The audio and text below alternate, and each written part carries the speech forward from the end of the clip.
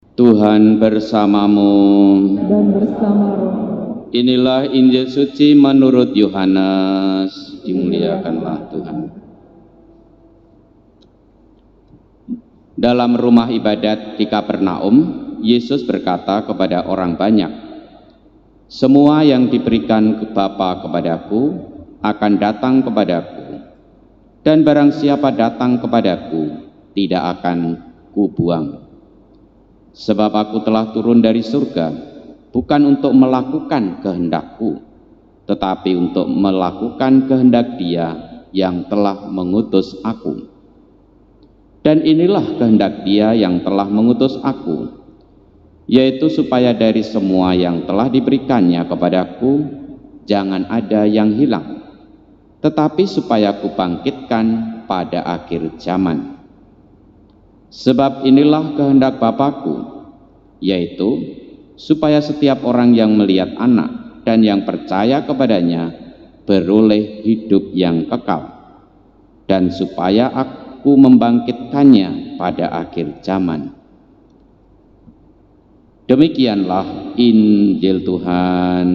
Terpujilah Kristus.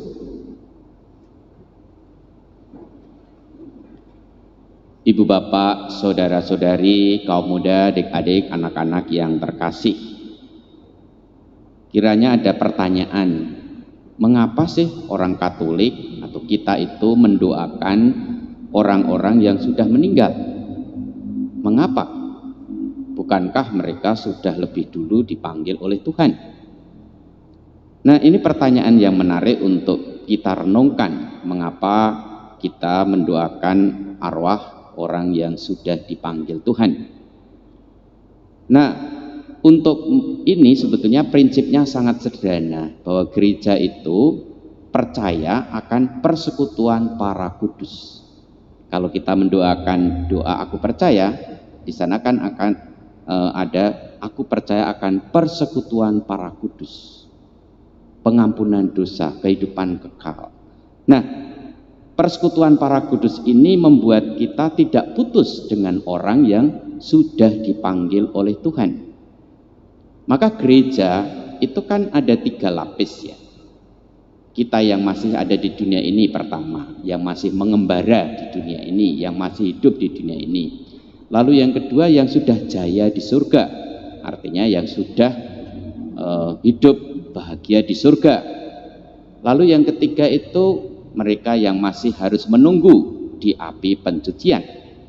Jadi 3 lapis ini kiranya menjadi persekutuan dengan kita yang masih hidup.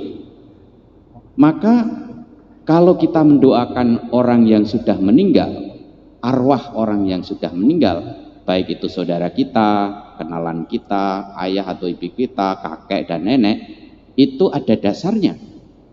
Dasarnya apa? Dia ada dalam bacaan pertama tadi dari kitab Makabe yang kedua, kitab kedua Makabe. Di sana dikatakan, lagi pula Yudas ingat akan tersedialah pahala yang amat indah bagi sekalian orang yang meninggal dengan saleh. Inilah sungguh suatu pikiran yang mursyid dan saleh. Dari sebab itu disuruhnyalah mengadakan kurban penebus salah untuk semua orang yang sudah mati.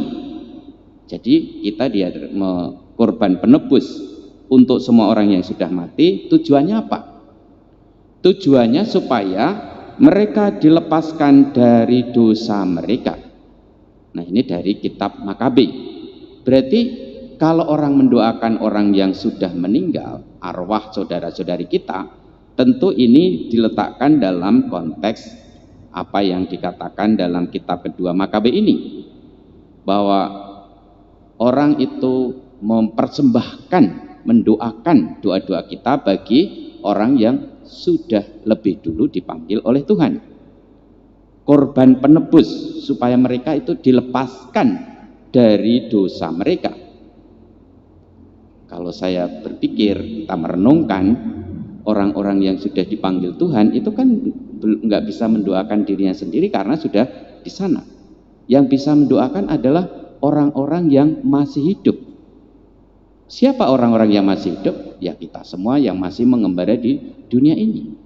Berarti doa-doa kita itu sangat bermanfaat, sangat berguna bagi orang-orang yang sudah lebih dulu dipanggil oleh Tuhan. Coba lihat kalau kita mendengarkan dengan penuh di dalam doa syukur agung, itu selalu ada doa untuk orang-orang yang sudah lebih dulu dipanggil oleh Tuhan. Tujuannya apa? Supaya belas kasih Allah itu merembes kepada mereka, kepada orang-orang yang jiwanya masih perlu didoakan dari kita semua. Oleh karena itu, ini tentu dasarnya adalah kepercayaan kita, keyakinan kita sebagai orang beriman bahwa hidup sesudah mati itu ada harapan kebangkitan. Maka Yesus itu kan sudah mengalahkan musuh yang terakhir. Musuh yang terakhir Yesus itu apa? Maut, kematian. Dan dia, Yesus itu sudah dibangkitkan. Dan inilah yang menjadi dasar bagi hidup kita, kebangkitan dari mati. Oleh karena itu, kalau kita renungkan dari bacaan Injil yang tadi kita dengarkan, apa yang menjadi kehendak Allah Bapa? Apa yang menjadi kehendak Allah Bapa? Yesus dalam bacaan Injil tadi mengatakan, inilah kehendak Bapakku, supaya setiap orang yang melihat anak dan percaya kepadanya beroleh hidup yang kekal. Jadi kehendak Allah Bapa itu membuat supaya setiap orang yang percaya kepada Yesus memperoleh hidup yang kekal, hidup yang abadi, yang tidak direnggut oleh kematian lagi. Dan supaya aku membangkitkannya pada akhir zaman. Jadi dibangkitkan oleh Yesus. Ibu bapak, saudara dan kasih, ketika kita sebagai orang Katolik mendoakan arwah bagi yang sudah dipanggil Tuhan, berarti kita membawa mereka kepada belas kasih Allah. Allah yang memberikan belas kasih untuk saudara-saudari kita yang masih membutuhkan doa belas kasih Allah.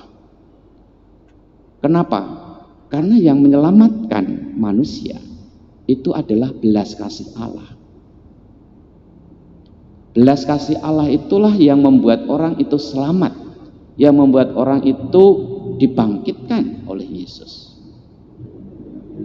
Jadi bukan atas dasar jasa-jasa kita, tetapi belas kasih Allah yang luar biasa, yang tidak mau kalau orang itu dibuang, yang tidak mau kalau orang itu tidak diselamatkan.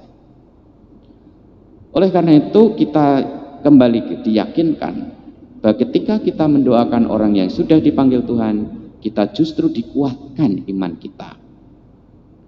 Saya pernah ada saudara saya yang mengatakan, berbahagialah karena Romo mendoakan orang-orang atau saudara kakek nenek yang dulu belum Katolik, didoakan oleh Romo, karena setiap kali kan mendoakan di dalam dari doa syukur agung itu.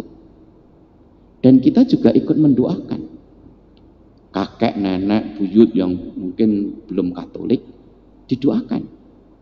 Karena itu adalah orang-orang yang sudah lebih dulu dipanggil Tuhan. Dan mungkin membutuhkan doa-doa kita. Maka tadi saya itu merasa senang ya, ketika masuk, kok umatnya banyak itu. Ternyata kuotanya 200 penuh. Berarti ini ada ketulusan dari Bapak Ibu, saudara-saudari, untuk mendoakan arwah Bapak Ibu, mendoakan orang-orang yang sudah lebih dulu dipanggil Tuhan. Dan itu pahalanya besar. Dan pasti orang yang kita doakan itu berterima kasih kepada kita. Oleh karena itu mari kita mohon pada Tuhan supaya kita bisa semakin menyerahkan saudara-saudari kita kepada kerahman Tuhan sendiri. Amin. Kemuliaan kepada Bapa dan Putra dan Roh Kudus. Kita hening sejenak untuk merenungkan, meresapkan apa yang menjadi sabda Tuhan untuk kita masing-masing.